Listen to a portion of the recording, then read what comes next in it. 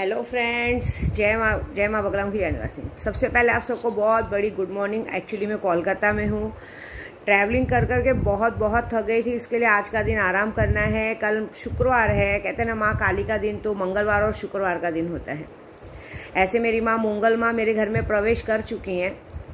देखिए, मैं इतनी बड़ी यात्रा पे निकली हूँ ना, पता नहीं क्यों मेरे मन में आया। कल मैंने कहा अपने घर पे योगिता को कि माँ मंगल माँ का अखंड दिया लगा दें, क्योंकि जहाँ कहते हैं ना माँ मेलड़ी माँ मंगल माँ खड़ी हो जाती ना, वहाँ कोई नहीं आ सकता।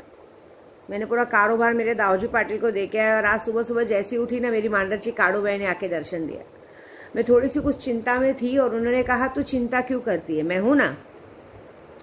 जब तेरी माँ बैठी है तो तुझे चिंता करने की ज़रूरत नहीं, तू यात्रा पूरी कर, बाकी लोगों को मैं देखती हूँ। क्योंकि हर कोई अपना पैर खींचने के लिए तो लोग, जलने के लिए लोग, बूझने के लिए लोग हैं। तू अपनी यात्रा में क्यों टेंशन ले रही है? जब तक तेरी माँ तेरे पीछे, तू चिंता मत कर। मैं वहाँ पूरा महाराष्ट्र के लोगों के जितने भी किया करनी सब कर रहे हैं ना, सबको महाराष्ट्र के बॉर्डर पे रोक के रखा है। उनकी किए की सज़ा मैं उनको दूंगी, ऐसी बात है। इतनी बड़ी बात माँ ने कहा। और मंगल माँ तो मेरे पूरे घर में मंगल माँ की निशानी है कि वो नागिन के रूप में, देखो मेरी मांडरची काड़ूबाई भी नागिन के रूप में है, माहौरगढ़ की रेणुका भी नागिन के रूप में है, मेलड़ी माँ भी उसी रूप में है, और मंगल माँ भी उसी रूप में। सारा रूप माँ का ही है, सिर्फ उनका स्वरूप अलग अलग है। किसी न किसी रूप में वो आके मेरी हमेशा रक्षा करती हैं। ये मेरे लिए बहुत बड़ी बात है। और उन्होंने कहा है 17 जुलाई को तो जो होगा होगा, 1.25 महीने में तेरी बहुत बड़ी जीत होने वाली है। तू सिर्फ अपनी पूजा पाठ में लग, बाकी मन में कुछ मत सोच। कौन क्या करता है, कैसे करता है, मेरी सब पे नज़र है, समझी? बस इतना ही बोला मेरी माँ ने। इतना बोलना ही मेरी माँ के लिए मेरे लिए काफ़ी, क्योंकि पूरी महाराष्ट्र की देवी, कहते हैं ना, अगर हम शुरू करें मांडरची काड़ूबाई, माहौरगढ़ की रेणुका माँ, शांता दुर्गा माँ, क्या बोलते, एडेश्वरी एरमड़ा माँ, तुलजापुर माँ, कोल्हापुरची आई, ये सारी देवियाँ, सप्तशृंगी आई, ये सारी देवियाँ जो पूरे महाराष्ट्र में बैठी ना, इन्होंने पूरा महाराष्ट्र को पैक कर लिया है। अब इन्होंने कहा है कि अब जिसको जैसे का तैसा जवाब मैं देने वाली हूँ। अब क्या जवाब देने वाली हूँ मुझे नहीं पता, लेकिन उन्होंने कहा है कुछ तो करेंगी। और जब उन्होंने कहा है कुछ तो करेंगी तो बहुत बड़ा करेंगी। मेरी मेलड़ी माँ है, मंगल माँ है, सब एक तरह से, सब स्वरूप एक ही है, लेकिन बस रूप एक ही है, स्वरूप अलग अलग है। अब जिस रूप को मैं पूजूँ सब एक ही। अब मैं अपनी माँ के पास आई हूँ, मतलब कोलकाता में, क्योंकि कहते हैं ना कि गुजरात से जब पावागढ़ में मेरी माँ काली है, उनका वहाँ से उठ के जब वो कोलकाता आई थी, यहाँ साक्षात्कार वो आके बसी हैं दक्षिणेश्वरी मंदिर में, दक्षिणेश्वरी काली। उनका स्वरूप इतना सुंदर है कि कहते हैं ना, मतलब आँख भर के एक इंसान देख नहीं सकता, इतना सुंदर रूप है।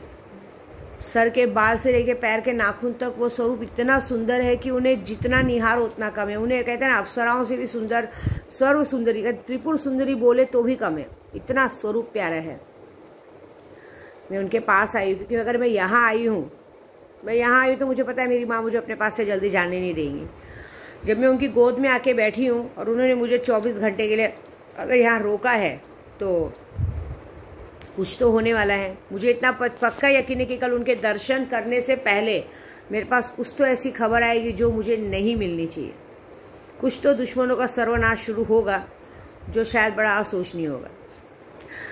दूसरी बात, मुझे अब किसी की काम की ज़रूरत नहीं। देखिए, जो लोगों ने काम दिया है उनका काम हो चुका है, और जो लोगों ने मुझे इग्नोर किया है, सबसे पहले मैंने अपनी माँ से यही कहा है, और योगिता को भी घर में दिया, ये लगा है कि मैंने जो अखंड ज्योत जलाई, मैंने माँ को यही कहा है कि माँ, मैं जिस यात्रा पे निकली, इस यात्रा पे अगर कोई भी कैसी भी अड़चन डालने की कोशिश करे, उसको तू देखना।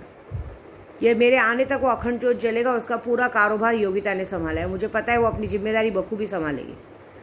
मैंने बोला जब तक मैं माँ नहीं आऊँ तब तक मेरे पूरे परिवार की रक्षा करना, मेरी, मेरे बच्चों की, मेरे प्रदू की, मेरे घर की, सबकी रक्षा करना तेरा काम है।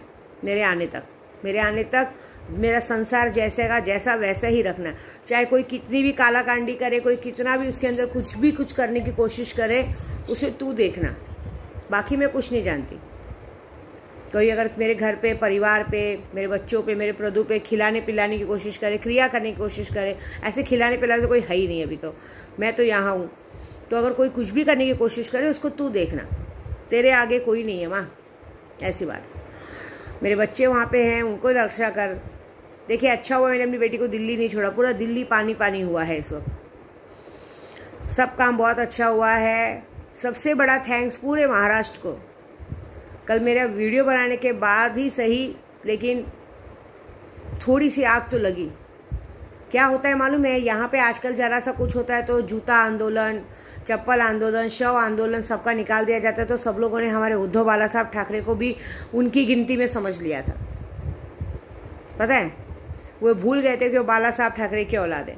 उन्होंने एक कलंक शब्द क्या यूज़ किया, उनके ऊपर पूरा सब लोगों ने उनके ऊपर इतना बड़ा वो कर दिया। लेकिन इतने दिनों में, 1 साल के अंदर उनके ऊपर बार बार टीका किया जा रहा था। दहिसर में भी एक औरत है जो माझी नगर सेवक है कोई, तो मैं उनका नाम नहीं लूँगी, मैं उनकी भी आदत है, वो अपनी पार्टी के चलते अभी वो भी हमारी ही उद्धव बाला साहब ठाकरे की पार्टी की हैं।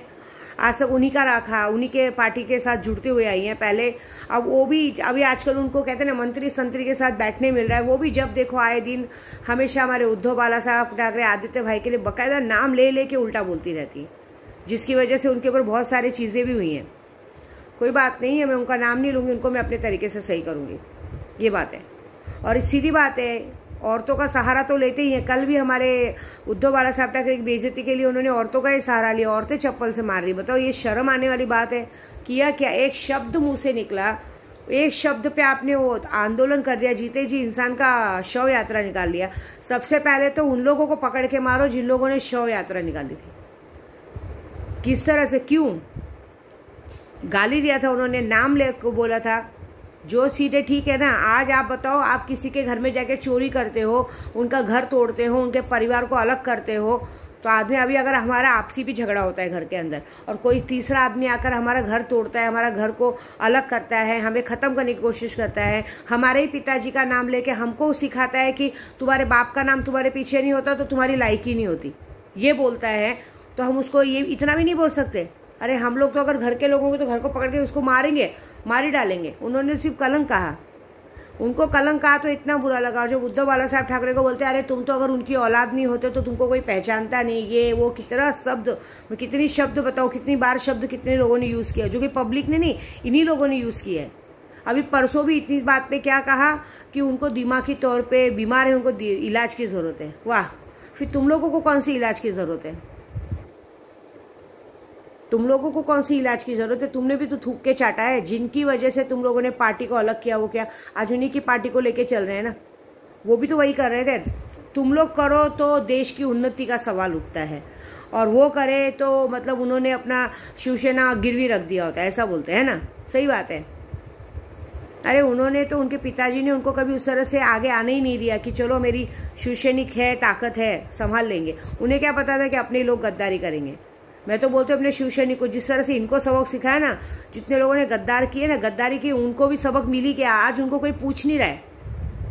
और जो इस तरह से उद्धव बाला साहब ठाकरे को छोड़ के उस साइड जा रहे हैं ना, देख लीजिएगा, कहते ना, ना वो इधर के रहेंगे ना उधर के रहेंगे, कोई फायदा नहीं। हमें सामने वाले को गलत नहीं बोलना है, क्योंकि सामने वाला भी इस वक्त आज की तारीख में पछता रहा है कि मैं क्यों छोड़ के आया। क्योंकि अभी जो होने वाला है, बस देखिए 1.25 महीने में 31 जुलाई तक ऐसा रिजल्ट आएगा ना, आप इधर के रहोगे ना उधर के रहोगे ना, आगे आने वाले 6 सालों तक कभी कोई इलेक्शन कर पाएगा। ये काम तो हो चुका है।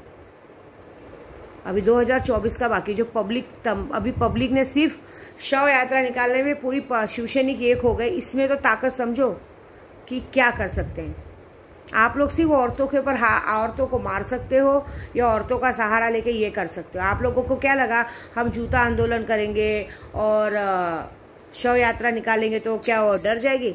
शिवसैनिक इतनी कम है क्या? पूरी महाराष्ट्र में अभी आग लगेगी। देखिए ये ना बाला साहब ठाकरे की औलाद पे आया हुआ सवाल है।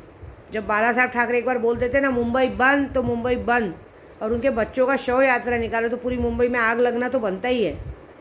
अब तो मैं बोलती हूँ कि जो गद्दार हैं, अब वो गद्दार लोग को जो बड़ा शौक है रैली वेली निकालने का, सब जगह सभा लेने का, वो जरा निकल के बताए। अब हमारे शिवसैनिक जवाब देना शुरू करेंगे, क्योंकि अब तो हमारे शिवसैनिकों को जवाब देना पड़ेगा, क्योंकि अब ये बड़ी बात हो गई है। हम सोचते जाने तो अपनी पार्टी अपना लड़ रहे हैं, लेकिन अब वो हमारे लोगों पे आके बार बार मारामारी कर रहे हैं। सब पर तो, औरतों पे तो हाथ उठा ही रहते। अब डायरेक्टली उनका हाथ डायरेक्टली उद्धव बाला साहब ठाकरे के कॉलर तक चला गया है।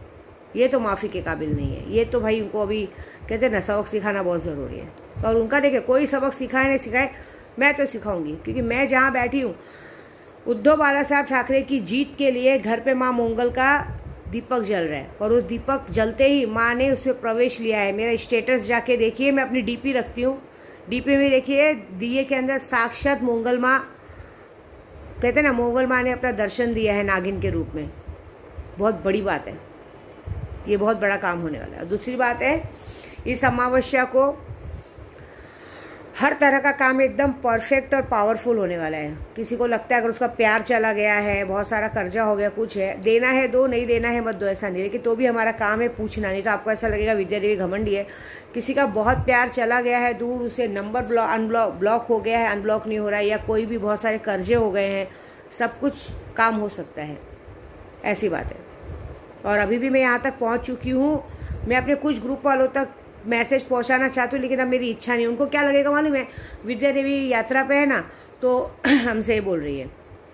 जिनका काम होना तो हो गया, और जिन लोगों ने मुझे इग्नोर किया है, इस 17 जुलाई को देखना, जब उनके घर से भी शव यात्रा निकलेगी ना, तब उनको दिमाग में आएगा कि हमने ये गलती क्यों की। बस थोड़ा सा वेट करो, क्योंकि मैंने कह दिया निकलेगी तो निकलेगी, और जब बोल दिया तो जबान पक्की, क्योंकि वाक्य सिद्धि की है मेरी जबान पे वाक्य सिद्धि है। 3 गुरुओं का हाथ है सर पे, और मेरे 3 गुरुओं के हाथ रहते ना। मेरे गुरुओं ने भी कहा है कि तू जा जीत के, और एक गुरु तो बैठा कामाख्या में, वो तो बस मेरा वेट कर रहा है। अब जो बवाल होगा बड़ा होगा। बाकी जिन लोगों को शक्तियाँ लेना है, सीखना है ना, गड्स होना चाहिए। जब तक आप रिस्क नहीं लोगे तब तक आप आगे नहीं बढ़ोगे।